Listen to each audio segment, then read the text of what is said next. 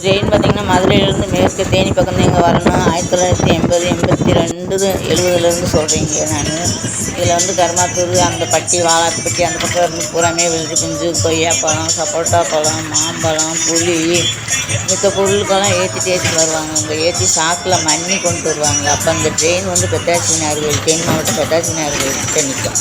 நின்றதுமே கூட வச்சுருக்கவங்க புறம் போய் வந்து அந்த சாக்கு மணியெல்லாம் எடுத்துகிட்டு வந்துடுவாங்க. எடுத்து வந்தால் அந்த சாக்குக்கு தகுந்த அந்த பழம் வெள்ளரி பிஞ்செல்லாம் பார்த்திங்கன்னா அழகழகாக இருக்கும். சின்ன சின்ன பிஞ்சாக இருக்கும். அந்த பிஞ்சுக்கு தகுந்த விலை தள்ளு வண்டி வச்சுருப்பாங்க, கைவண்டி வச்சுருப்பாங்க, கூடை வச்சுருப்பாங்க. இறக்குனவங்கலாம் பார்த்திங்கன்னா அந்தந்த விலையை போட்டு அதை எடுத்துகிட்டு வருவாங்க. இங்கே அதை எடுத்து வந்து தெருவில் ரோட்டில் விற்கிறவங்களாம் சேல்ஸ் பண்ணுவாங்க இங்கே. ஆனால் அந்த மண்ணை இறக்கிட்டு அந்த விவசாயி என்ன பண்ணுவார்னா, இன்றைக்கி நீங்கள் நாளைக்கு சேல்ஸ் பண்ணிவிட்டு கொண்டாந்து பணம் கொடுங்கன்னு சொல்லிட்டு அந்த ட்ரெயினில் ஏற்றி போயிடுவாங்கங்க.